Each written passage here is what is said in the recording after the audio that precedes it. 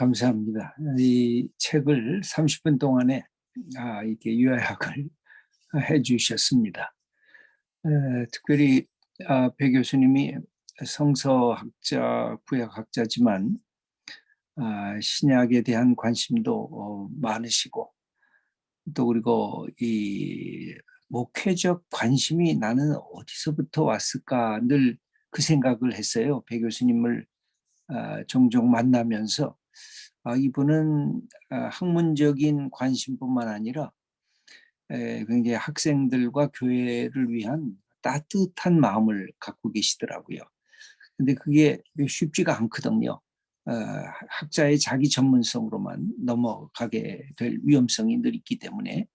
근데 이 내용이 이제 어려서부터 예수 믿은 그 과정 속에서 특별히 하나님을 만나는 이 누미노제 이 거룩함의 경험을 가지면서 여기 말씀 자체로 나는 앞으로 거룩함의 전도사가 되겠다.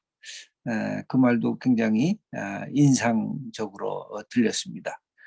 그래서 이 거룩함의 전도사라고 그랬을 때 나타나는 것이 바로 우리가 갖고 있는 수평적인 어떻게 보면 신앙의 일상성에 머무를 때 수직으로 다가오는 하늘로부터 우리에게 침입해 들어오시는 전적 타자이신 우리 하나님께서 우리의 삶을 주관하시고 내가 너를 사랑하고 내가 여기까지 온 것이 하나님의 은혜다라는 사실을 깨닫는, 그래서 이 거룩함을 경험하게 될 때 구약의 모든 인물들이 무릎을 꿇잖아요. 그것은 뭐냐면 하나님의 너무 거대하심에, 하나님의 위대하심에 대한 인간의 연약함과 초라함에 대한 두려움에 대한 고백이거든요. 그래서 이 거룩의 경험이라고 하는 것은 두려움과 떨림에 대한 경험인데, 그런 부분들을 쭉 이렇게 잘 말씀해 주셔서 감사드립니다. 또 신약에 관련된 것은 오히려 저는 더 많이 신약의 거룩함에 대한 그 맥락들이 굉장히 많거든요. 그걸 좀 더 써주셨어도 앞으로 구약과 신약을 통합하는 그 전도사가 되셨으면 좋겠어요.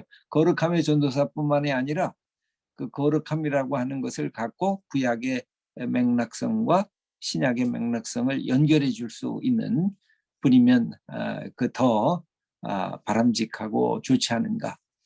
왜 이런 말씀을 드리냐면 지금 다른 학문들은 간 학문 간의 융합이 끊임없이 일어나고 있습니다.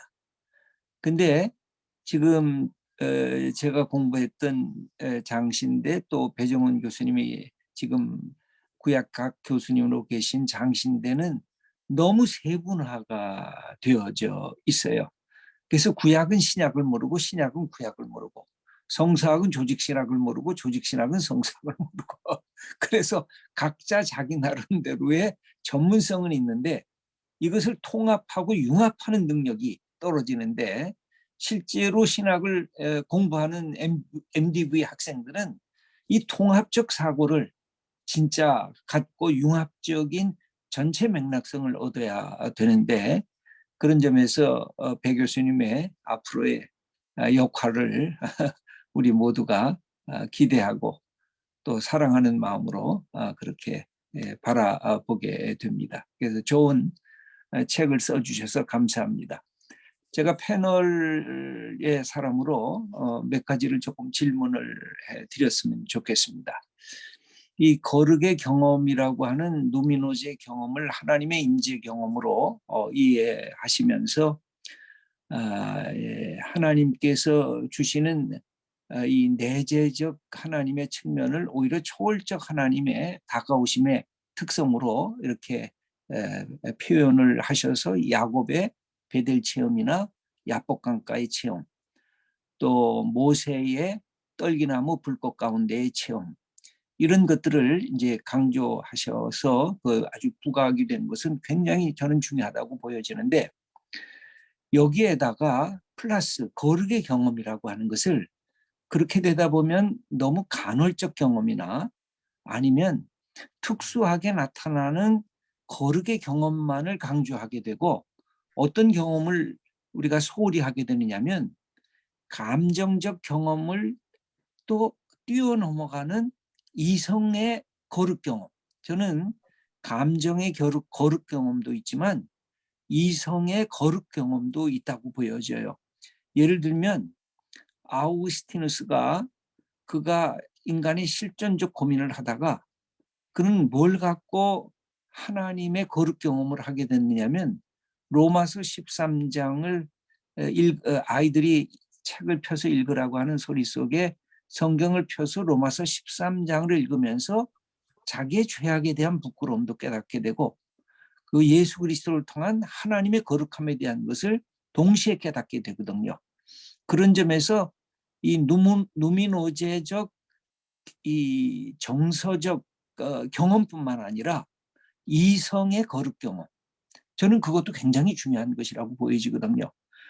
그래서 예수 그리스도가 이 땅에 오셨을 때 우리가 예수 그리스도를 믿는 이유 중에 하나도 예수가 베레 호모 베레 데우스라고 하는 이 일상적인 인간으로서의 예수님과 하나님으로부터 우리에게 다가오신 계시적인 그리스도로서의 예수님을 우리가 동시에 이성적으로 받아들였다고 했을 때 그건 이성적 누미노제의 경험이라고 저는 생각을 해요. 그 점에서 이 책에서 쭉 쓰시는 것의 핵심은 감성적 누미노제 경험들을 이렇게 확대하셨기 때문에 그 사이에 총총이 들어가 있는 이성적 누미노제적 경험들을 이렇게 많이 안 다루신 그런 그 모습이 보여지시는데 저는 감성적 그 특별한 경험들이 저는 너무 귀하다고 생각하거든요. 그래서 배 교수님도 그 경험들을 막 그렇게 하신 거, 나는 아닌데 하면서 경험하신 게 얼마나 값진 것인데 그러면서도 이걸 지속하게 하는 일상성 속에 다가오는 누미노제 경험, 그리고 말씀을 통해서 볼 때 다가오는 누미노제 경험, 이런 경험들도 확대를 해야 신학생들이 왜 신학을 하는지, 신학하면서 왜 우리가 두렵고 떨림으로 해야 되는지 이 분명한 이유가 나타날 것이라고 보여지거든요. 그런 점에서 우리 배 교수님은 어떻게 생각하시는지 제가 첫 번째 그러니까, 질문을 드립니다. 그러니까 저는 이제 구약을 공부했기 때문에 풋나드라든지 베라우제네디기까지 구약을 이론론으로 봐요. 그러니까 네. 신명기 중심인 거죠. 칭의와 계명. 그래서 이게 음, 이제 왜 그러냐면은 베라우젠 같은 경우는 제사장 문헌은 계명이 됐어야 이스라엘적이다. 그래서 제사장은 그거는 이질적인가 이방인적인 것 이렇게 이제 얘기할 때 부정적으로 이제 보고 이제 있거든요. 이론론으로 보면서 신명기적인 것이죠. 근데 제가 이제 두 개가 오경이 두 가지가 균형을 이루기 때문에 신명기 제사장이 균형을 이루어야 된다고 봅니다. 그래서 저는 원래 제 홈페이지의 제목이 말씀과 현전입니다. 그래서 음, 말씀은 이성을 강조하는 그런 하나님의 내재적인 하나님, 그다음에 현전은 초월적인 하나님이 제사장 문헌 성령을 통한 임재거든요. 최인배 교수님하고 대화하면서 제사장 문헌은 성령론적인 하나님의 임재를 얘기하면서 초월성을 강조하는 거죠. 이 두 가지가 균형을 이루는 것이라고 하는데 사실은 이 책은 보편적인 그 성경 이해라기보다는 근데 개신교가 이 축을 깨뜨려서 초월성의 자체를 무시하면서 이 이성 중심이고 이 건조한 쪽만 강조되는 거에 대한 그거를 맞추기 위해서 초월성을 더 강조하는 건데 원래 저의 의도는 두 가지의 균형성에 대한 인식이 있었는데 이거는 음. 조금 더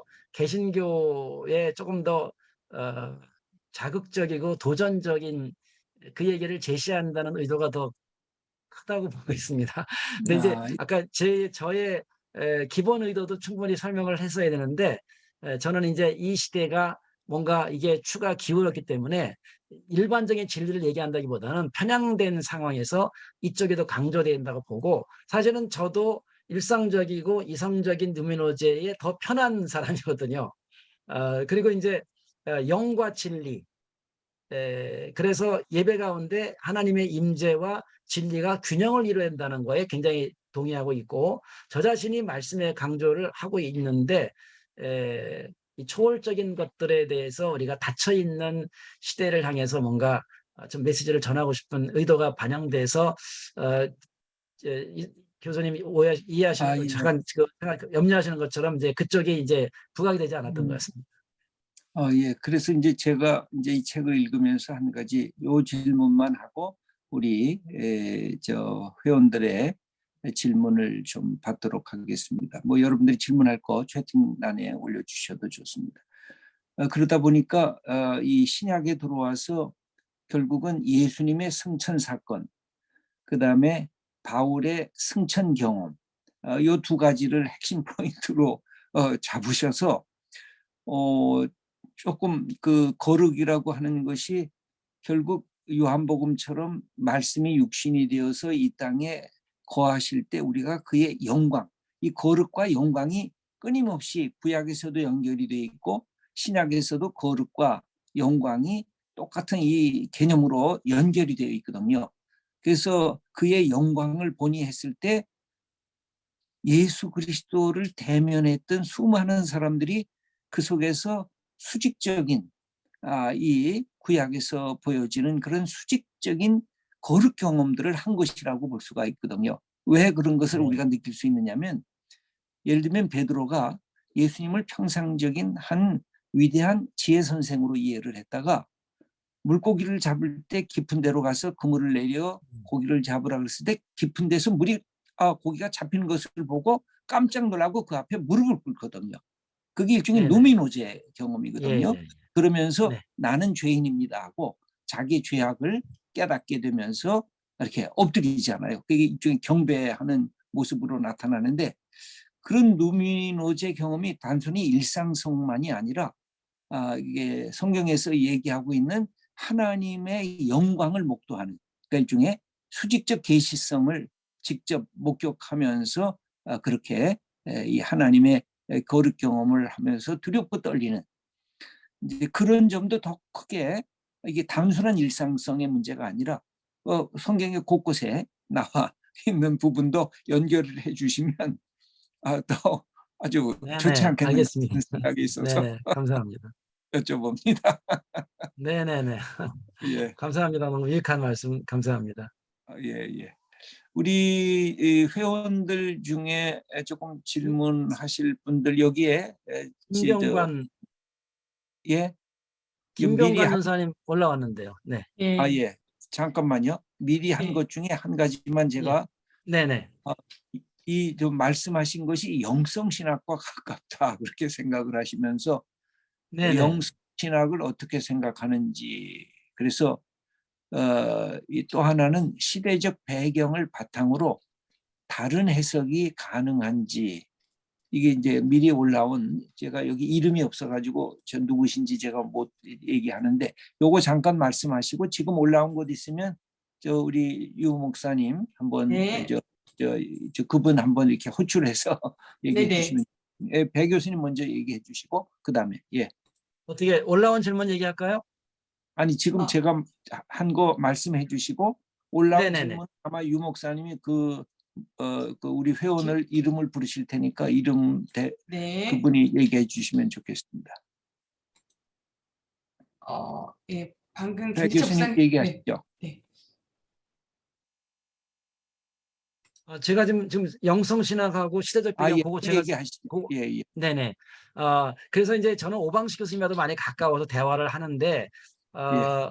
그러니까 영성이 초월자와의 만남인데 영성신학은 이제 예수님을 통해서 접근하는 것들이 신약에서부터 시작되고 구약은 그렇게 약한 것처럼 보여요. 이제 제가 영성신학을 잘 알지 어, 못하지만은 어, 하나님과의 교제라는 측면에서 이미 구약에서 깊은 셈이 있는데 그거를 영성에서는 신약부터 해서 초대교회로 넘어가니까 굉장히 이게 구약의 유산을 생략하고 신약으로 가는 듯한 느낌이 있기 때문에 제 이야기를 구약 영성편이라고 생각하면서 앞으로 그다음에 그런 면에서 하나님의 임재를 갈망하는 초월적인 면에서 하나 있고 그래서 그 하나님을 갈망한다고 하는 이것의 역사라고 본다면 이게 영성의 구약편이라고 제가 볼 수 있지 않겠는가 음, 그런 생각을 해보고요.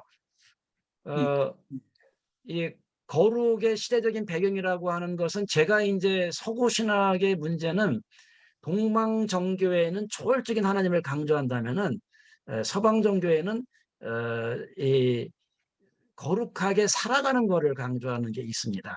그 서구 신학은 굉장히 그 인간적인 자기의가 많이 부각이 되고 동방은 초월을 너무 강조하는 약간의 서로가 극단적인 게 있는데, 그래서 우리가 서구 신학자들이나 오늘날 거룩을 추구하는 책들을 다 읽어보면은 의지적이고 자기의 성품을 변화시키고 이런 거는 강조가 되지만은 마치 경건주의를 바르트가 비판한 것처럼 초월적인 하나님에 대한 각성이 약하기 때문에 끊임없이 우리가 경건의 훈련을 하면서 초월적인 하나님을 찾아나가는 게 중요하다는, 이런 식으로 우리가 오늘날 시대에 그런 편향된 거를 우리가 수정할 수 있지 않겠는가, 그런 생각을 해봅니다. 예, 예. 누가 또 질문했습니까? 유 목사님 한번 누구 지명하죠? 거기 전 올라오신 분. 네, 교수님. 후아님께서 직접 말씀하시겠습니다. 김병관님. 예. 네. 예, 안녕하세요, 교수님. 네네. 예, 저는 지금 저 구약학 장신대에서 THM 과정 어제 배 교수님 수업을 듣는 학생입니다. 네, 네, 교수님 감사드리고 학교에서도 하셨는데 못 들어서 지금 오늘 들어왔고요. 잘 들었고 감사합니다. 그래서 오늘 들으면서 제가 생각했던 거는 아까 말씀하실 때 루터가 신명기적인 부분을 강조를 하고 거룩 그리고 제사장 문화에 대한 강조가 부족하다는 해석학적 말씀을 하셨는데, 근데 제가 알기로 루터는 본인이 엄격한 수도사였고 거룩과 경건에 대한 체험도 많이 갖고 있었을 것이고 그런 배경을 가지고 있었는데, 그런 성경 해석에 있어서는 교수님 말씀처럼 거룩 그 제사장 문헌에 대한 해석 그리고 강조가 부족했다면 그게 그때 그렇지 않았는데 후대에서 말씀하신 것처럼 서구 신학에서 그렇게 변질이 된 것인지, 아니면 종교개혁자들은 그것을 해석과 그 삶에 대한 전통을 가지고 있었는지, 그런 질문을 좀 하게 됐습니다. 네네. 우리가 개신교의 약점에도 불구하고 저는 건강한 교회는 이미 거룩을 실천하고 있다고 보거든요. 그러니까 저는 신학교에서 너무 공부 잘하는 사람이 목회는 잘 못하는가, 개신교 신학의 이론적인 것만 하는 사람들보다도 그 거룩함을 삶으로 실천하는 교회에서 배우는 분들이 더 거룩에 대한 이해가 있다고 제 생각이 들거든요. 그러니까 루터가 이런 경험을 못했다는 건 아니고 이미 가톨릭에서 많은 경험을 했지만, 거룩의 가톨릭의 입장이 이 제의가 계명이 되면서 그게 습관적이고 관료적인 게 되는, 해석화되는 것들이 제도가 만든 거지만 그 안에서도 거룩을 경험하는 데는 많이 있는 거죠. 그래서 그거를 그 문제점들을 파악하면서 이제 말씀 중심으로 바뀌어 나가는데, 그러니까 루터가 개인적으로 거룩을 경험한 거의 문제를 제기하기보다 그거는 충분히 경험했겠죠. 그런데 이제 그가 이제 전향적인 말씀 중심으로 바꿔 나가면서 초창기에 그게 의도는 굉장히 좋았는데 그게 점점 500년을 지나면서 말씀 중심이라 하는 것이 말씀과 현존이 균형, 영과 진리가 균형을 이루어야 되는데 처음에 개혁 정신으로 시작했던 것들이 시간이 지나면서 또 거기에다가 아까 얘기한 이그 구약의 율법주의를 문제시하면서 제사장 문헌을 무시한 거는 루터부터 시작 깔비에 이어지는 거는 맞는 것 같아요. 그러나 그렇다고 해서 거룩을 완전히 뭐 없다는 것보다는 처음에는 존재했는데 그런 제도가 점점적으로 이 제사장 문헌의 약화 때문에 거룩이 약화됐다고 하는 그런 것이, 그러니까 제도가 문제지 루터의 경우에도 충분히 그 가톨릭에서 많은 거룩을 경험한 것 자체를 부정할 수는 없는데, 저는 제가 이 개신교의 문제는 500년이 지나고 나니까 지금 이렇게 거룩이 무시되는 현실의 문제는 뭐냐? 그거는 신학의 부재인데 그 신학의 부재는 루터 칼빈 이후의 신학자들의 더 지나친 그 교리 중심이고 신명기 편향적인 것들이라는 것이지, 그 초창기에 오히려 종교개혁자들은 굉장히 균형을 이루려고 노력을 하지 않았겠는가, 그렇게 생각을 합니다. 예, 안녕하세요, 교수님.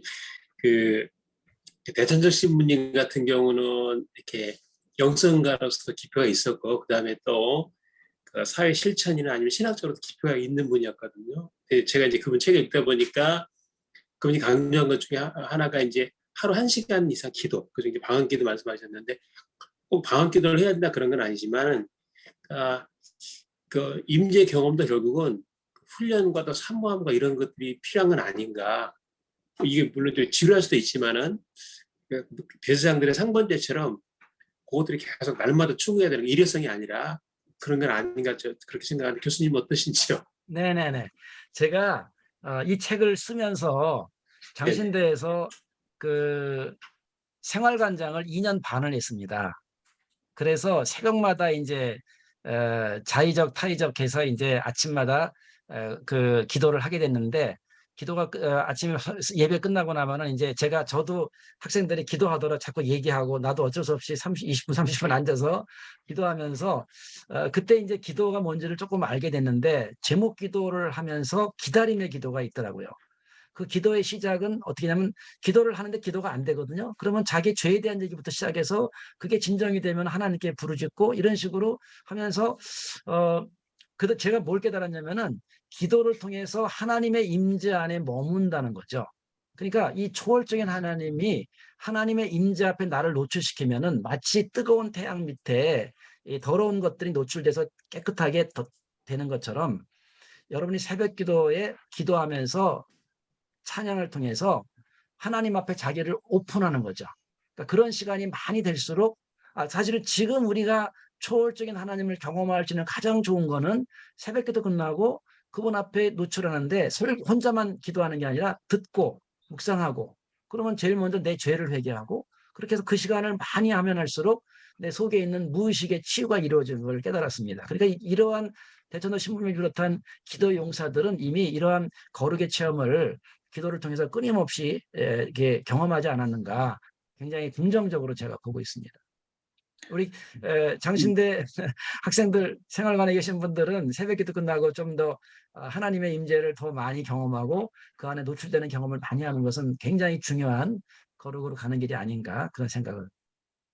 예, 우리 장창진 목사님 참여하셨는데, 우리 이 주제에 대해서 관심이 많으신 우리 목사님이신데, 한번 잠깐 뭐 얘기하셔도 좋고 질문해 주셔도 좋고 잠깐 얘기 나눠주시죠. 저에게 발언을 주셔서 감사하고 영광되게 생각합니다. 안녕하세요. 제 참된 교회를 목회하고 있는 장창진 목사입니다. 학문적인 얘기는 제가 다 따라갈 수가 없고 또 이해할 수는 없을 것 같습니다. 목사님,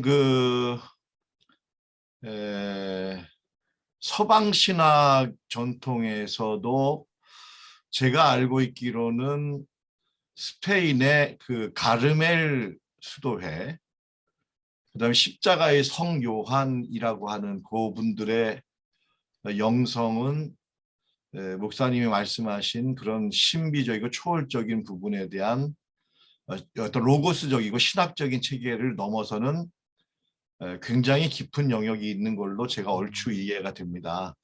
그 학문적인 목사님 멘트에 대해서 저 나름대로 보완을 드리고, 두 번째, 목사님 아까 일상과 초월에 대해서 말씀을 드렸는데요. 제가 경험한 바로는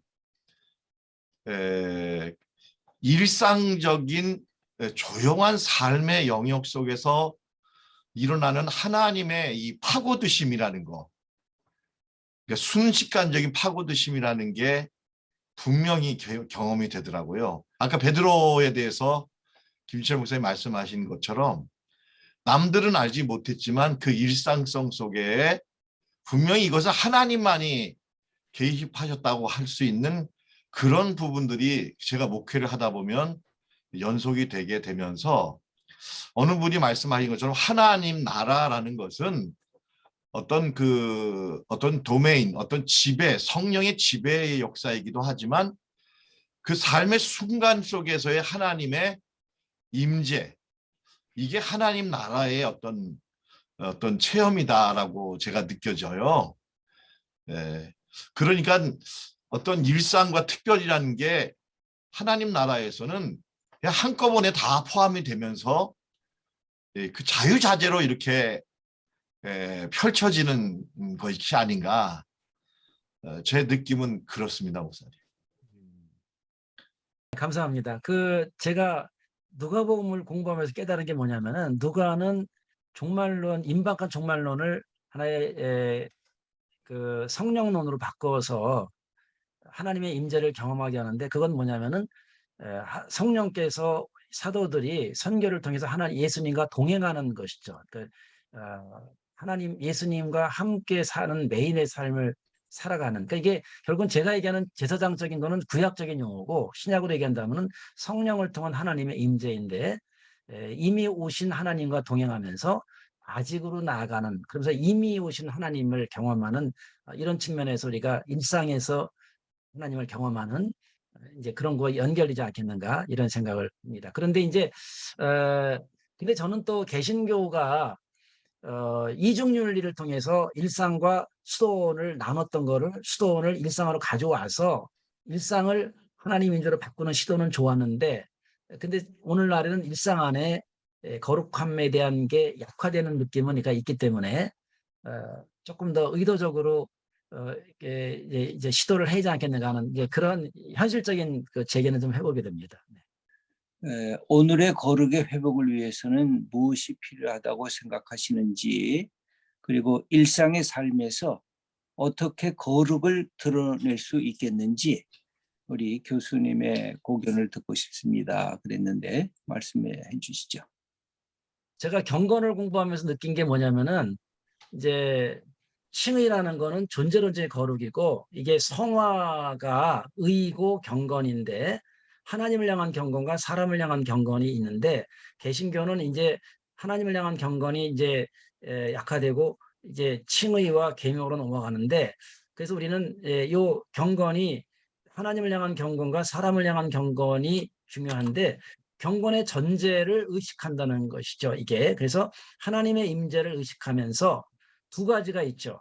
하나님을 향한 경건은 죄에 저항하고, 죄를 예수의 피로 속죄하고, 하나님의 임재를 위해서 우리가 찬양과 말씀을 읽고 금식하고 하는 이런 경건과, 사람을 향한 경건을 통해서 두 가지가 이제 균형을 이루는 것이라고 볼 수가 있겠습니다. 그래서 우리가 일상에서 그 거룩을 추구할 때에 아까 제가 개신교는 뭐가 생략됐냐면은 칭의와 행위가 너무 가까이 붙어 있으니까, 교회에서 예수 믿고 변화됐으니까 이제는 이렇게 살아라고 하는, 그러면 윤리적인 종교가 윤리적인 게 돼버리죠. 이 사이에 하나님의 임재 앞에 우리가 노출해서 그분을 만나고, 우리의 성품이 변화되고 내면의 죄가 좀 더 정결되고 예수의 피로 악한 것들을 제거하는 그런 과정이 있으면서, 그리고 행위로 넘어가야 되는, 근데 요 중간 단계가 생략된 것이죠. 교회에서 하나님의 거룩하신 하나님 앞에 직면하는 일들이 좀 더 많아지면 좋겠다. 그래서 우리가 찬양이 굉장히 중요하다고 봅니다. 찬양을 통해서 하나님 임재를 경험하고, 또 아침에 새벽기도 이후의 시간들이라든지 또 말씀을 통해서 깊이 들어가는 것, 이렇게 해서 거룩하신 하나님을 할 수 있는 대로 초월적인 하나님을 경험하려고 굉장히 노력을 하는 와중에, 그것과 더불어서 우리가 행위로 가는 이런 것들이, 이제 목회자분들이 좀 그런 길들을 많이 개인적으로 집에서 하기는 어렵고, 교회가 공동체가 그런 면에서 거룩하신 하나님을 대면할 수 있는 수직적인 하나님을 향한 경건을 더 많이 준비하되, 경건주의의 율법주의로 빠지지 않도록 우리가 끊임없이 기억하는 것이 중요한 거라고 생각이 듭니다. 예, 이영권님, 말씀 잠깐 해주시죠. 제가 정확히 보고 있는 건 모르겠는데, 이 거룩의 여정에서 보면은 이 하나님의 임재를 본 사람들 중에 상당수가 보니까 극한 상황들이 많은 것 같아요. 제가 지금 보니까 모세도 그렇고, 야곱은 지금 형을 피해서 죽기 작으로 도망가다가 만나는 거잖아요. 바울은 이제 다메섹 체험도 그렇고, 사실 저 자신도 마찬가지인 것 같아요.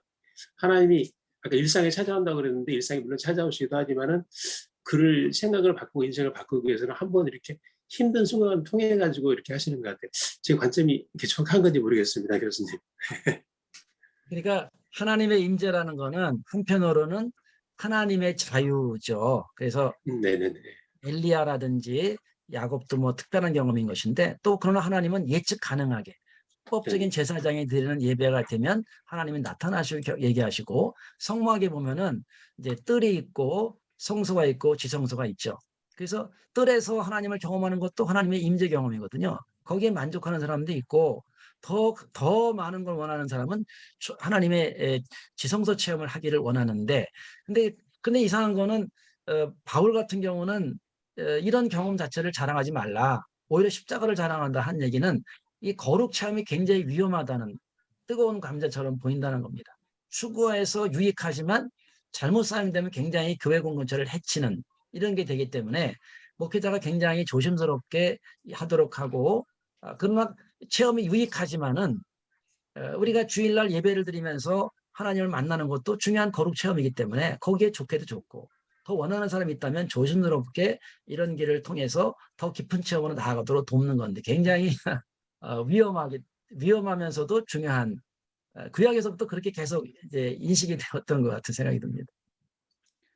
예, 감사합니다. 특별히 저는 영성 신학에 대한 그 기본적인 모든 관심들이 우리 모두에게 있다 생각이 들어집니다. 근데 이 부분을 조금 이 신약에서만 얘기하는 게 저는 타당하지 않다는 게, 구약의 이스라엘의 영성이 도대체 뭘까?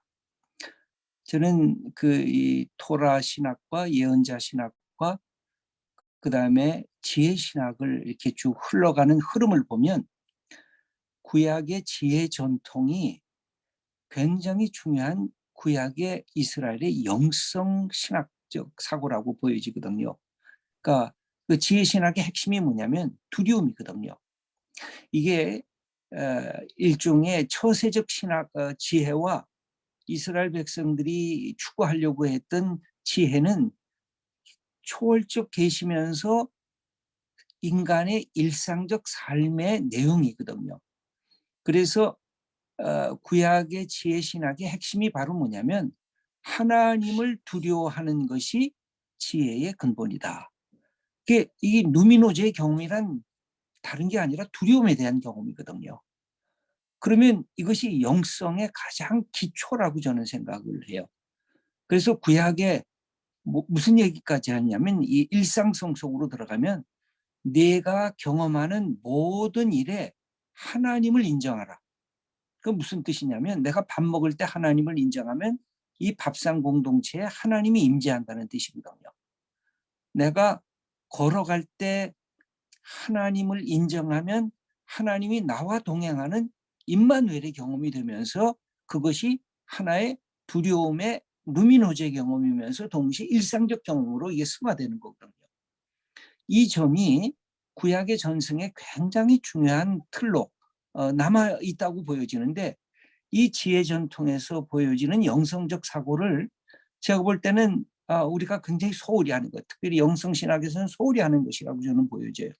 이 지혜 전통이 어디로 들어오느냐면 다시 복음서와, 그래서 예수님이 지혜 선생이라는 게 단순히 가르치기를 잘했다는 것이 아니라 하나님을 잘 표현해 주시는 지혜 선생, 그리고 이것이 바울 신학에 들어가면 십자가에 달린 그리스도가 하나님의 지혜다, 이렇게 선언을 합니다. 그러면서 이 십자가 앞에서 두렵고 떨림으로 바울이 고린도전서 2장에 보면 나는 십자가에 달린 그리스도 외에는 아무것도 알지 않기로 작정했다. 그리고 그분을 증거할 때마다 나는 두렵고 떨렸다. 이게 누미노제 경험을 하면서 말씀을 증거하는 거거든요. 그 바울이 갖고 있는 이 성화적 개념이 어디에서 나타나냐면, 그래서 로마서 12장에 내 몸으로, 이제는 죽은 제물이 아니라 내 몸으로 하나님 앞에 거룩한 제물로 드리라 그랬을 때 그게 거룩 경험이면서 누미노제 경험이고, 그것을 통해서 일상성 자체가 거룩의 자리로 바꿔지라고 하는 것이잖아요. 그러면서 그 역사는 누구를 통해서 이루어지느냐? 성령의 역사를 통해서 이루어지는 것이고, 성령의 역사를 받으려고 하니까 바울이 늘 고백하는 게 뭐냐면 나는 성령을 통해서 매일 죽고 매일 산다. 그러니까 매일 죽는 게 누미노제 경험이거든요. 왜? 내 죄악과 내 부끄러움과 내 옛 자아가 끊임없이 죽어가고 예수 그리스도를 통해서 성령을 통해서 내가 매일 부활의 아침을 맞이하는 것. 그래서 저는 이 거룩의 경험이 이게 여기서 보여지는 야곱이나 모세나 이게 특별한 경험들이지만 예수 그리스도가 오셨을 우리가 신약을 사는 이 시대에 있어서는 예수님을 통해서 끊임없는 누미노제 경험을 주님을 우리가 바르게 인식하고 내 가슴에 받아들이면 매 순간순간 누미노제 경험이 우리의 삶 속에서 일어난다고 생각을 해요. 그게 진정한 영성이 아닌가. 영성이라고 하는 것은 하나님을 경험하면서 내 삶의 모든 자리가 하나님과 동행하는 삶의 사건으로 바꿔지는 거. 그래서 이 지혜 전통이 구약의 지혜 전통도 굉장히 중요하고 예수님의 지혜 선생 그리고 바울의 십자가에 달린 그분이 하나님의 지혜요 하나님의 능력이라고 얘기했을 때 이것이 전체를 꿰뚫고 가는 일종의 거룩의 경험이고 누미노제의 경험이지. 그래서 예를 들면 루돌프 오토가 얘기하고 있는 거룩의 경험이 갖고 있는 이 감성적 경험을 뛰어넘는 그리스도를 통한 누미노제 경험. 이것이 진정한 일상성 속에 다가오는 하나님의 역사를 경험하는 우리들의 관점이 되어야 되지 않을까. 저는 늘 그런 생각을 하면서 결국은 마지막으로 어디로 가야 되느냐. 결국은 예수 그리스도. 예수 그리스도의 이야기를 이 시대도 하면 누미노제 경험을 우리가 할 수 있고 그 누미노제 경험을 우리의 일상성 속에서 확대시킬 수 있다. 네, 그런 생각을 다시 네네. 우리 배 교수님 통해서 다시 해보는 거죠. 네, 우리 김철문 교수님, 목사님 전에 그 신대원 다닐 때 제가 고린도전서 공부하고 지혜에 대한 거 묵상하고 해서 사실은 제가 하늘에서 오는 지혜라는 거를 책을 썼거든요. 근데 지혜가 그 옛날에 굉장히 교수님 중요하죠. 네, 하신 말씀 연결해서 구약에 보면은 획득하는 예, 지혜, 인간이 이렇게 이성을 통해 얻는 지혜가 있고 묵시적인 지혜가 또 그렇죠. 있습니다. 이제 묵시적인 그렇죠. 지혜가 또 예수에 이르기까지 가는 제가 예. 교수님 그럼 옛날에 그게 한 모티브가 돼가지고 아, 지혜에 관한 책도 한번 쓰게 되는 그런 경험도 오늘 또 다시 너무 감사합니다. 기억이 다시 기억나게 해줘가지고. 예, 감사합니다. 거룩하고 구속함이 되었다. 그 표현을 쓰거든요. 지혜 안에 의도 들어가 있고 거룩도 들어가 있고 구속도 들어가 있어요. 그게 번역이 지혜 콤마 곧 의 거룩 구속이 다 들어가 있거든요. 그래서 그게 예수 그리스도가 거룩이고 예수 그리스도가 그 우리의 의이고 예수 그리스도가 우리의 구원이고 그런 점으로 이 예수 그리스도를 향해서 가는 이 방향성이 구약도 존중해주고 또 우리가 갖고 있는 바울 신학도 존중해주는 그래서 복음서와 바울을 또 연결하는 그런 중요한 하나의 그 이 베이스 캠프라 그럴까 그 중심 센터가 되지 않을까 그런 생각을 다시 해보게 네네. 됩니다. 예. 시간이 9시 이제 15분 돼가는데 그래서 저는 아까 누가 이제 거룩의 예, 실천적인 얘기를 거룩의 실천적인 얘기를 할 때 제가 이제 거룩에 대한 설교를 할 때 가장 와닿는 거는 거룩이 죄와의 싸움이라는 거거든요. 예. 정결을 이뤄야만 정결을 이뤄야 하나님의 임재를 경험하고 그리고 우리가 능력 있는 거로 나가는데 1%의 죄와의 싸움을 대야만 되는 거. 1%라는 단어가 저는 너무나 저한테 와닿아가지고 너무 지금 사실은 거룩해지고 싶지 않은 그런 대단이 있습니다. 그 1%, 2%, 5%가 되면은 1% 정도는 여유가 돼 싶으면은 죄의 문을 열어놓을 텐데 1%를 닫는 그런 게 하나님은 오늘날 코로나 같은 경우는 보이지 않아도 막 전염이 되지 않습니까? 그래서 죄와의 싸움을 걸어서 우리가 정결하게 노력하고 또 예수의 피로 말미암아 또 정결하게 돼서 하나님의 임재 앞으로 다가갈 수 있는 이제 이런 동기부여가 필요한데 그래서 그 이 거룩의 가장 중요한 두 가지는 초월적인 하나님에 대한 이제 의식과 죄로부터 죄와의 싸움을 얘기하고, 그 죄와의 싸움이라는 거는 죄를 방어하는 것도 있지만 우리 내면에 있는 더럽고 추한 여러 가지 허물, 이런 상처, 이런 것들이 하나님의 임재 앞에 꾸준히 노출됐을 때에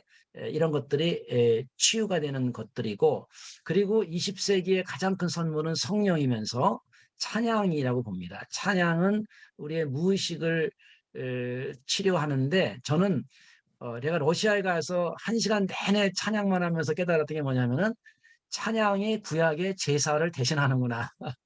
구약에서 제사가 하나님의 임재를 내게 했다면, 찬양이 우리의 내면의 무의식을 다 열어서 하나님의 임재 앞으로 가게 하고 정결하게 만드는, 그래서 우리 신년생들도 찬양의 은사를 발휘해서 이제 교회에 하나님의 임재를 더 가득하게 진리를 충만하게 하는 역할을 할 때에 찬양의 도움이 굉장히 필요하겠다는 그런 확신을 많이 갖게 됩니다. 예. 우리 배 교수님은 굉장히 순전하신 분 같아요. 굉장히 내가 볼 때는 정말 좋은 하나님이 기뻐하시는 우리 목사님이고 교수님이신 것 같아요. 너무 고맙습니다. 아까 장 목사님 잠깐 손 드셨는데 얘기하시고 마무리를 지어야 될 것 같습니다. 마이크 여시고. 예.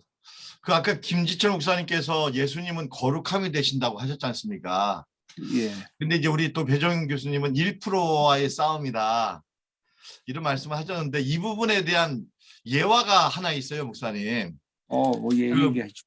미국에서 이제 유학하던 목사님이 어느 이제 바닷가 근처에 좋은 카페에서 커피를 마셨답니다.